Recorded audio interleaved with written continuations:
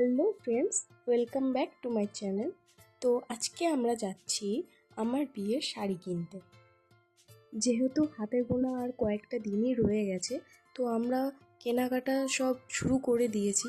তো আজকে গেছিলাম আমরা বড় বাজারে আমার বিয়ের বেনারসিটা কেনার জন্য। তো ফার্স্টে আমরা এই দোকানটাতে গেছিলাম। এখানে খুব একটা বেনারসির কালেকশন ছিল না, গুনে গুনে দুটো তিনটে শাড়ি ছিল। তো এগুলো আমার ঠিক পছন্দ হয়নি। তো আমরা আর একটা দোকানে গেছিলাম।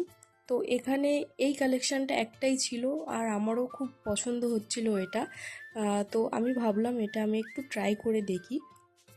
আসলে আমার খুব ব্রাইট কালার বা খুব হেভি ডিজাইন এগুলো আমার পছন্দ না।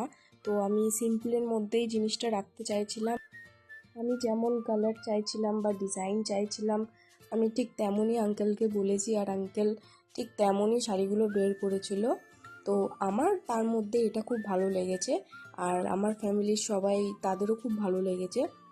আসলে আমার চয়েস কারোর সহজে পছন্দ হয় না, কারণ আমার চয়েসগুলোই এমন হয়। ঠিক আছে, তো এইটা দেখে সবার পছন্দ হয়েছিল আর আমারও খুব পছন্দ ছিল।